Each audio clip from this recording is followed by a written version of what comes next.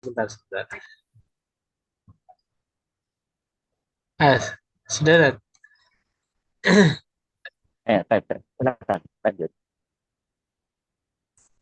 Bismillahirrahmanirrahim. Haji dan umrah. Materi pertama. A. Hukum haji dan umrah. Allah Ta'ala berfirman, mengerjakan haji ialah kewajiban manusia terhadap Allah, yaitu bagi orang yang sanggup mengadakan perjalanan ke Baitullah. Al-Quran Surat Ali Imran ayat 97. Dan haji adalah kewajiban sekali dalam seumur hidup. Adapun umrah, maka sunnah yang diwajibkan.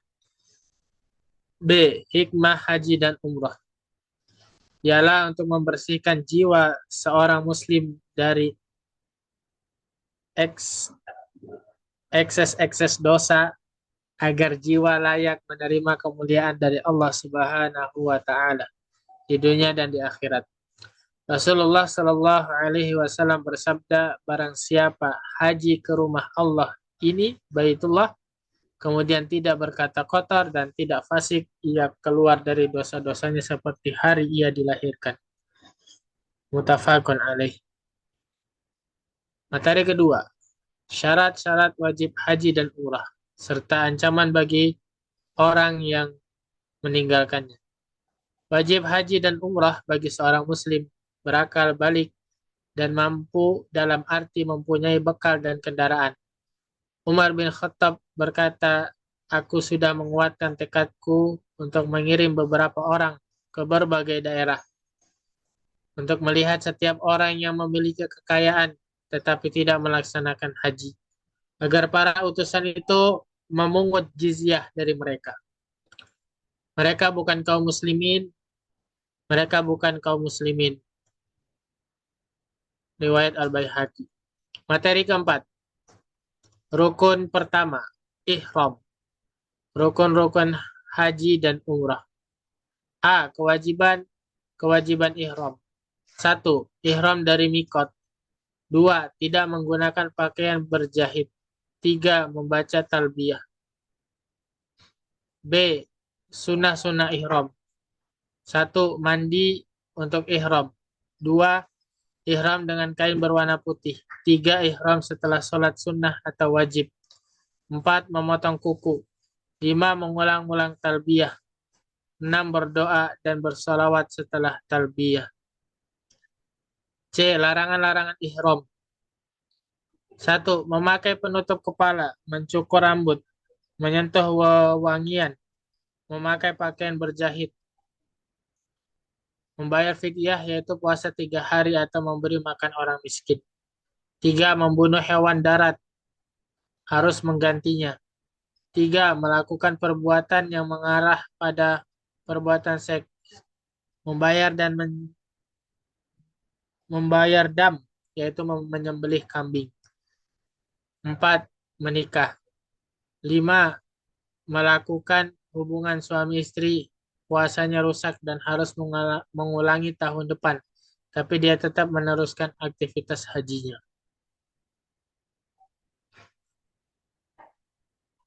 Materi kelima, rukun kedua, tawaf. A. Syarat-syarat tawaf. Satu, niat. Dua, suci dari hadas dan kotoran. Tiga, menutup aurat. Empat, harus berada di dalam masjid. Lima, Baitullah harus berada di samping kiri orang yang tawaf.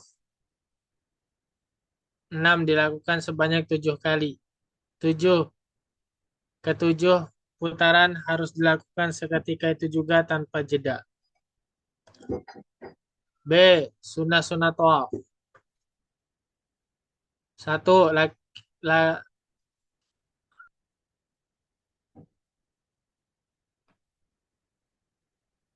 nah, laki-laki berjalan dengan cepat dan membuka ketiak kanan. Mencium hajar aswad ketika mau tawaf atau menyentuh atau memberi isyarat. Tiga, membaca doa. Empat, mengusap rukun yamani. 5. Sholat 2 rakaat setelah tawaf. 6. Minum air zam-zam. 7. Mengusap hajar aswad sebelum pergi ke tempat sa'i. Dilanjut, tafadhol akhi Sapri.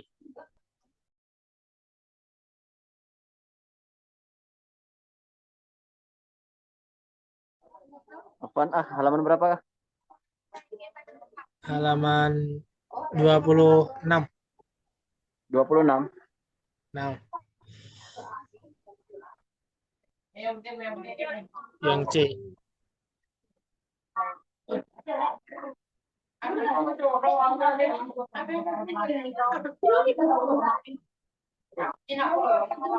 Adab-adab sa'i itu 6.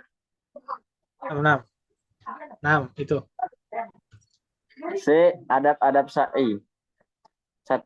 Keluar untuk melakukan Bukan. sa'i pintu Bukan. safa. Adab-adab tawaf dulu. Apa? Oh, adab-adab tawaf. Adab-adab. Ya. C. Adab-adab tawaf. 1. Tawaf dengan khusyuk. 2. Tidak berbicara kecuali diperlukan. 3. Tidak menyakiti orang lain. 4. Memperbanyak zikir, doa, dan sholawat. Materi ke-6. Rukun ketiga. Sa'i. Berjalan di antara Safa dan Marwah. A. Syarat-syarat sa'i. 1. Niat. 2. Sa'i dan tawaf dilakukan secara berurutan. 3. Sebanyak 7 kali. 4. Dilakukan setelah tawaf. B. Sunnah-sunnah sa'i. 1. Berjalan cepat. 2. Berhenti di Safa dan Marwah untuk berdoa. Tawaf dan sa'i dilakukan secara sekaligus. 3. Mengatakan Allahu Akbar 3 kali di Safa dan Marwah. 4. Sa'i dilakukan secara sekaligus. C. Adab-adab sa'i. 1. Keluar untuk melakukan sa'i dari pintu Safa. 2. Harus dalam keadaan suci. 3. Dilakukan dengan berjalan. 4. Memperbanyak doa, zikir. 5. Menahan pandangan. 6. Tidak menyakiti orang lain. 7. Menampakkan kehinaan di hadapan Allah. Materi ke-7, rukun ke-4, wukuf di Arafah. A. Kewajiban wukuf. 1. Hadir di Arafah pada tanggal 9 Zulhijjah setelah tergelincirnya matahari ke arah barat hingga terbenam. 2. Menginap di Musdalifah. 3. Melempar jumroh. 4. Menginap di Mina 3 malam pada tanggal 11, 12, 13 Zulhijjah. 5. Melempar jumroh setelah tergelincirnya matahari pada setiap hari. Dilanjutkan Ukhti Nabila Salsabila.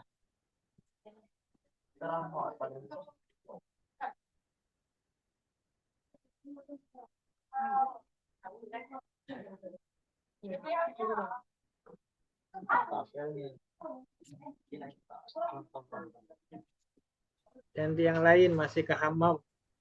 Oh, atau Mbak Siti Teguh Utami. Iya. Yang B ya. Ya, yang B, sunnah-sunnah wukuf. Nah. B. Sunnah-sunnah wukuf. 1. Berangkat ke Mina pada hari Tarwiyah. 2. Berada di Namira setelah tergelincirnya matahari. 3. Mengerjakan sholat zuhur dan asar dengan jamak. 4. Pergi ke Arafah setelah sholat zuhur. 5. Menunda sholat maghrib hingga tiba di Musdalifah dan mengerjakannya dengan jamak takhir. 6. Urut dalam melempar jumroh akobah, menyembelih hewan kurban, mencukur rambut tawaf ifadah. Yang ke-7, mengerjakan tawaf ifadah pada hari Idul Adha setelah matahari tergelincir. C. Adab-adab wukuf. 1. Meninggalkan Mina pada pagi hari tanggal 9 Zulhijjah. Yang kedua, menuju Namina setelah tergelincirnya matahari untuk wukuf. 3. Memperbanyak zikir. 4. Meninggalkan Mina dengan melewati Al-Ma'azamah, bukan melewati Zab. 5. Berjalan dengan tenang. 6. Memperbanyak mengucapkan talbiyah menuju Mina, Arafah, Musdalifah hingga mulai melempar jumroh. 7. mengambil 7 kerikil di Musdalifah untuk melempar jumroh. Ke-8, meninggalkan Musdalifah setelah fajar terbit. 9, berjalan dengan cepat di Batu Muhasar, 10, melempar jumroh Aqobah sejak terbit matahari hingga tergelincir ke arah barat.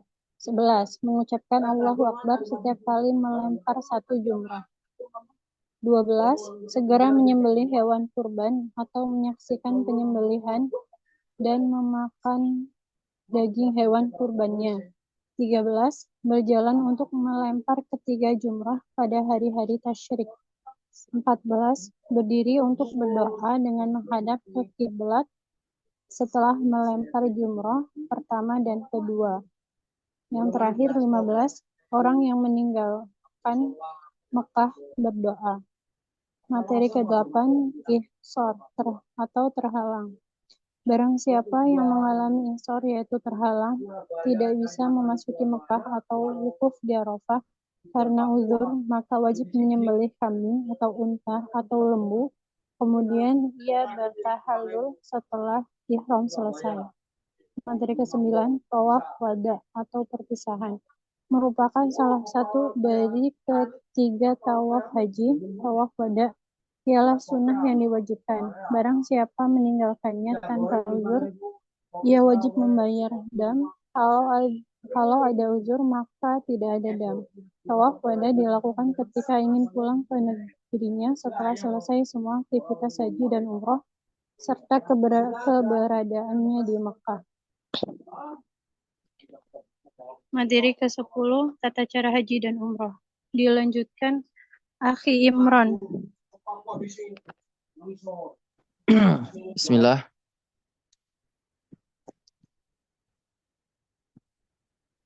Pasal kurban dan akikah. Materi pertama kurban, definisi kurban. Hewan kurban ialah domba yang disembelih di waktu duha pada hari Idul Adha untuk mendekatkan diri kepada Allah Subhanahu wa taala. Hukum kurban. Hukumnya adalah sunnah yang diwajibkan kepada setiap keluarga muslim yang mampu berkurban. C. Keutamaan berkurban. Sesungguhnya hewan kurban itu akan datang pada hari kiamat dengan tanduk, kuku, dan bulunya. Dan sesungguhnya darah hewan kurban itu pasti menempat di suatu tempat di sisi Allah, diterima sebelum jatuh menempati suatu tempat di bumi, maka relakanlah itu. Ibnu Majah dan At-Tirmizi. D. Hikmah kurban. 1. Bertakarrub kepada Allah. 2. Menghidupkan sunnah Nabi Ibrahim. 3. Menebarkan kasih sayang. 4. Sebagai bentuk syukur. Hukum-hukum seputar kurban. 1. Usianya, kalau kambing harus 1 tahun atau lebih, sedangkan unta 4 tahun lebih atau sapi 2 tahun atau lebih. 2. Tanpa cacat. 3. Hewan kurban yang paling utama ialah domba yang bertanduk jantan, putih bercampur hitam. 4. Waktu menyembelih hewan kurban setelah Idul Adha dan 3 hari setelahnya. 5. Sunnah-sunnah ketika menyembelih menghadapkan hewan ke kiblat dan membaca bismillah. 6. Mewakilkan penyembelihan kurban. 7. Pembagian hewan kurban disunahkan dibagi 3. 8. Orang yang menyembelih tidak diberi upah. 9. Syah hukumnya satu keluarga berkurban dengan satu kambing. 10. Yang harus jauhi terhadap hewan kurban. Orang yang berkurban makruh mengambil suatu dari rambut dan kuku hewan kurban. Materi kedua, akikah. Hukum-hukum seputar akikah. Ialah kambing yang disembelih untuk bayi pada hari ke-7, hukumnya sunnah muakkadah bagi orang yang mampu. Hukum-hukum seputar akikah. 1. Hewannya tidak ada cacat dan usia akikah. 2. Pembagian akikah disunahkan seperti hewan kurban. 3. Sunnah-sunnah pada hari akikah, laki-laki disunahkan dengan 2 kambing, kemudian diberi nama pada hari ke-7. Kemudian rambutnya dicukur, kemudian bersedekah dengan emas atau perak atau uang seberat rambutnya. 4. Azan dan iqamah di kedua telinga bayi. 5. Jika akikah tidak dilaksanakan pada hari ke-7, maka boleh pada hari ke-14 atau ke-21. 6. Jika bayi meninggal dunia sebelum berusia 7 hari, maka ia tidak diakikahi. Selanjutnya, bab muamalah dilanjutkan Ukhti Nurul Farah.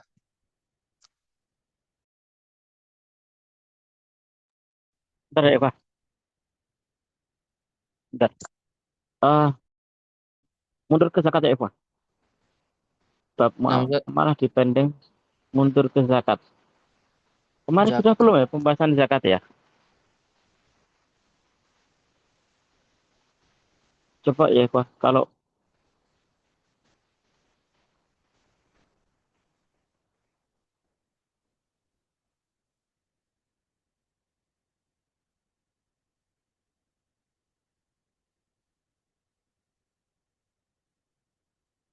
ada beberapa tempat sudah azan ya. Mhm. Malah ada pembahasan tersendiri ya, Pak. Mundur ke zakat ya. Zakat. Kalau puasa kemarin sudah belum pembahasan kemarin puasa ya, Pak? Mhm.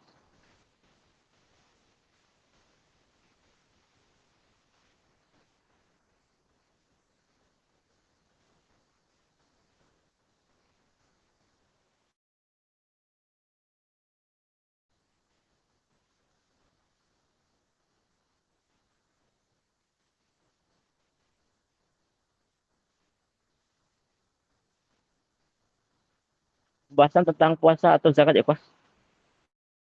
Akan dipilih kalau kemarin belum.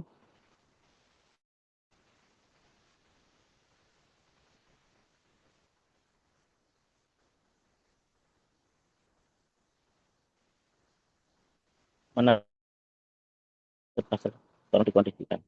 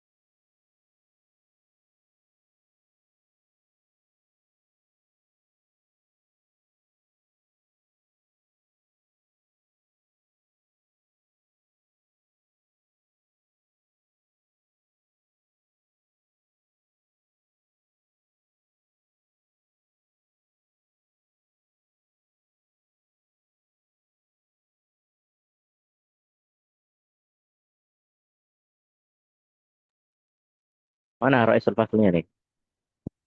Nah, Ustaz, ada Eh, Ustaz. Hah? Ada. Nah, dua orang aja ya baca ya. Setelah itu kita tutup. Baik, Ustaz. Pembahasan tentang zakat sudah belum kemarin? Puasa. Yang belum yang mana? Dua-duanya belum, Ustaz. Hmm? Dua-duanya belum. Ah, ya wes. Nah, mundur ya ke zakat dulu ya. Baik, Ustaz. Silakan. Haji sudah puasa dulu nggak apa-apa atau zakat dulu nggak apa-apa. Monggo silakan yang paling dekat.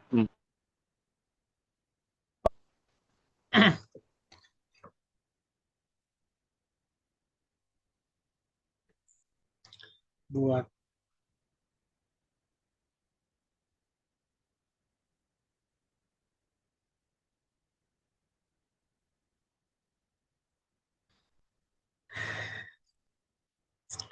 yang Ahi Imran, pilih Ahi Imran.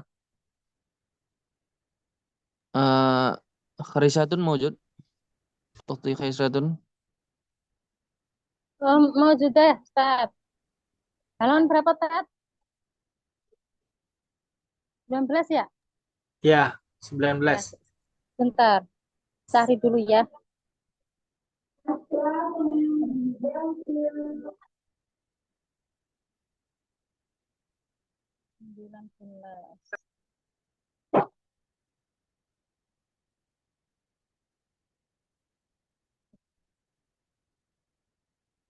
Yang materi ketiga bukan? Zakat, zakat judul. Mana Mbak?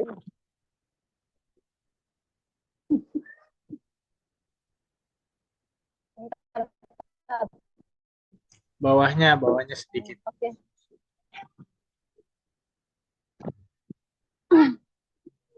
Zakat. Materi pertama, hukum zakat.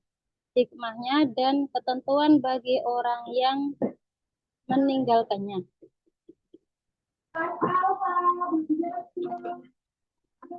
Hukum zakat adalah kewajiban kepada setiap orang muslim yang mempunyai harta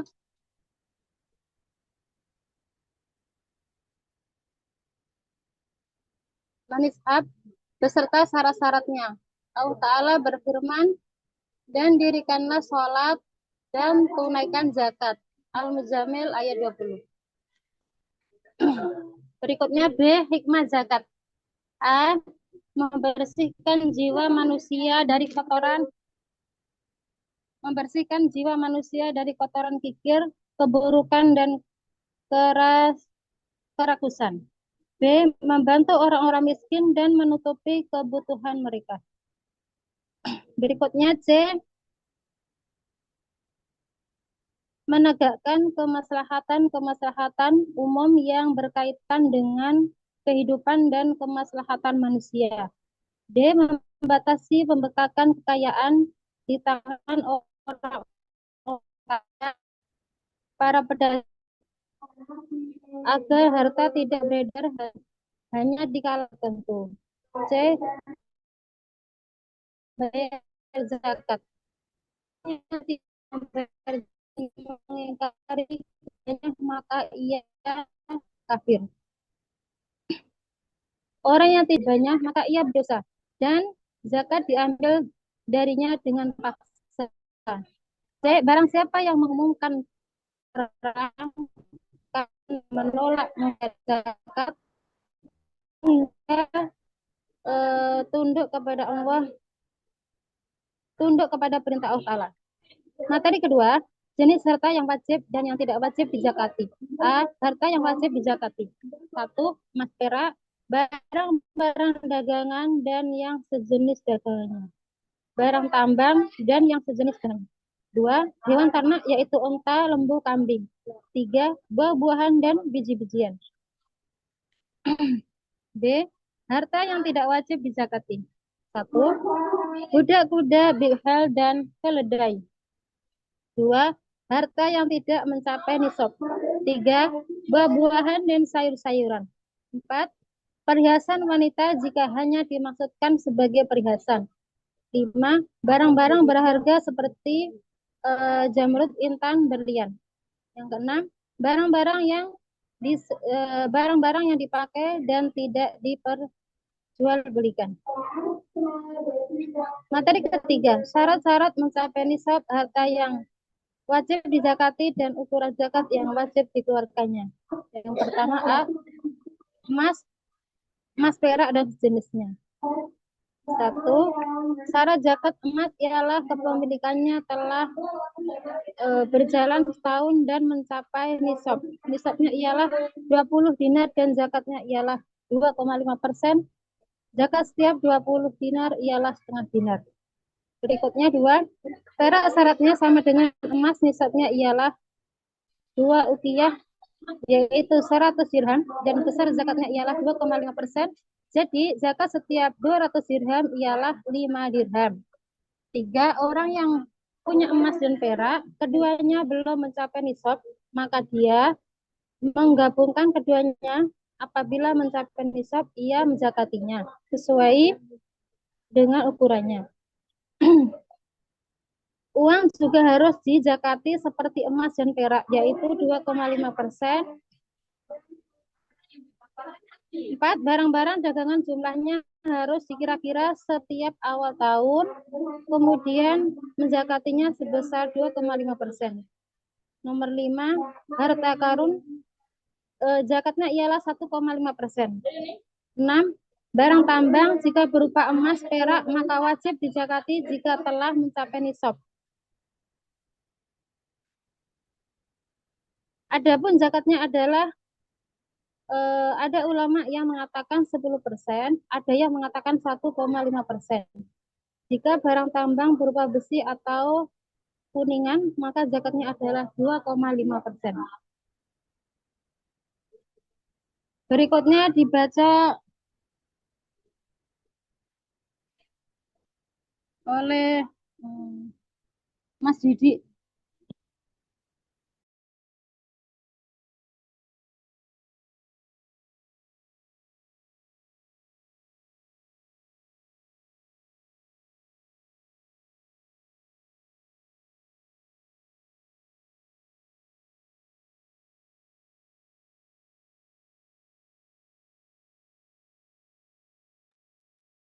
Ustadz Didi ada enggak?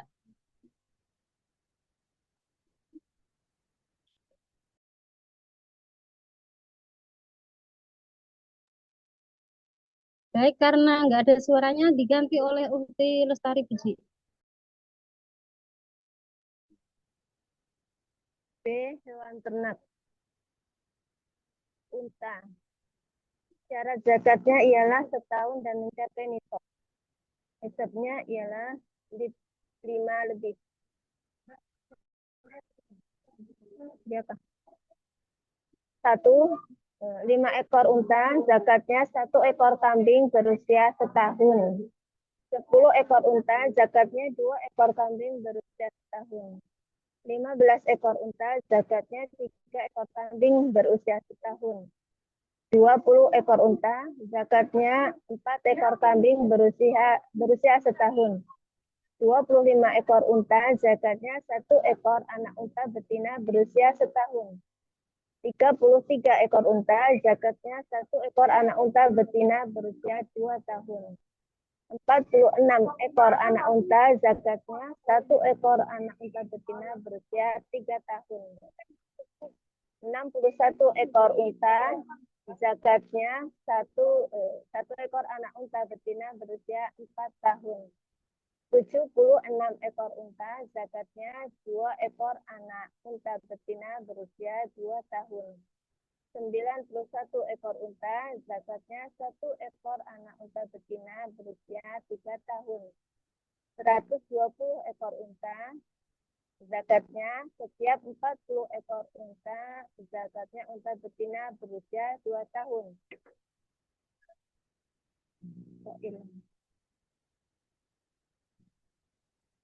Ya, menghilang. Halaman berapa? Bentar, menghilang. Halaman berapa? Enggak. Ininya yang hilang. Halaman. Halaman. Setiap 50 ekor unta, zakatnya 1 ekor anak unta betina berusia 3 tahun. Sapi. 30 ekor sapi, zakatnya anak sapi yang berusia setahun. 40 ekor sapi, zakatnya anak sapi yang berusia 2 tahun. Lebih dari 40 ekor, maka setiap 40 sapi, zakatnya adalah anak lembu yang berusia 2 tahun. Kambing. 40 ekor kambing, zakatnya 1 ekor kambing. 121 ekor kambing, zakatnya 2 ekor kambing. 201 ekor kambing, zakatnya 3 ekor kambing. Lebih dari 300, setiap 100 kambing adalah 1 ekor. C. Buah-buahan dan biji-bijian. Syarat pada buah-buahan ialah hendaknya telah menguning atau memerah dan biji-bijian bisa lepas dari kulitnya. Nisabnya ialah 5 wasak, kira-kira 4 ons. Besar zakatnya ialah jika diairi dengan alat maka 10%. Tapi jika diairi tidak dengan alat maka 5%.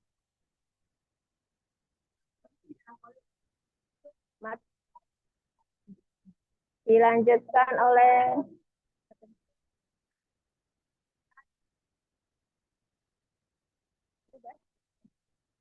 Ukti Hitafa.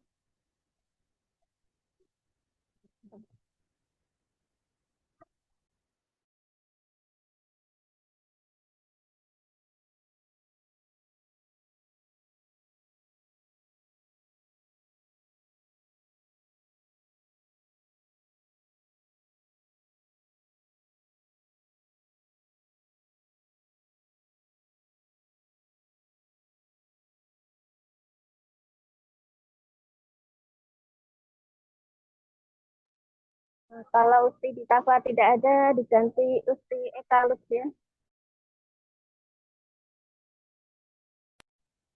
Tadi halaman berapa, U?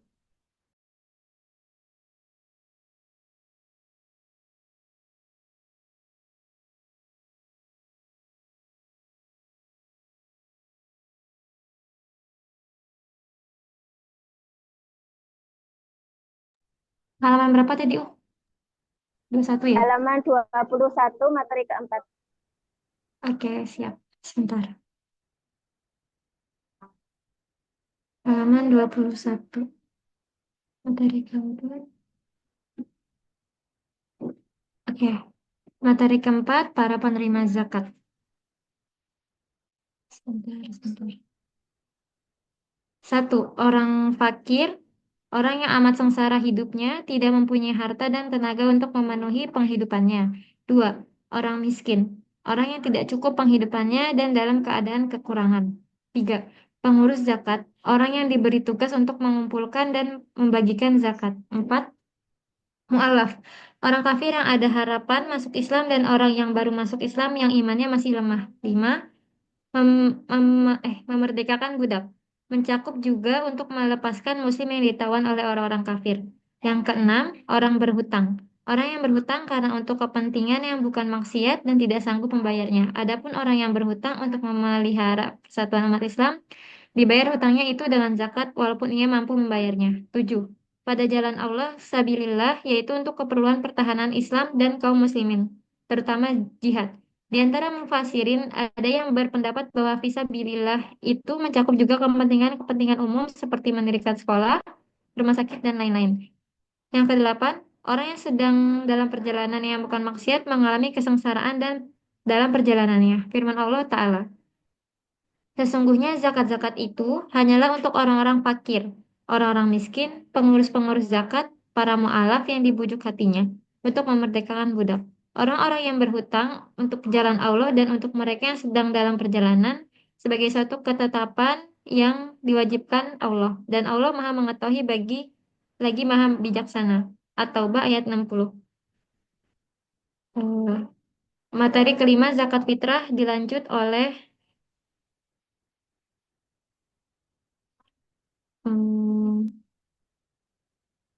Baik ya, Pak. Untuk zakat fitrah, sebentar. Untuk zakat fitrah, insya Allah dilanjut pada pertemuan yang akan datang ya, setelah PTS insya Allah ya. Untuk pertemuan kita hari kita coba ya, untuk hari ini insya Allah. Ini sudah pertemuan ke-7 toh. Itu dulu yang bisa kita sampaikan ya Pak. Silakan dilanjutkan baca doa kafaratul jasam jazaa barakallahu jami'an. Assalamualaikum warahmatullahi wabarakatuh. Waalaikumsalam warahmatullahi wabarakatuh. Subhanakallahumma wa bihamdika.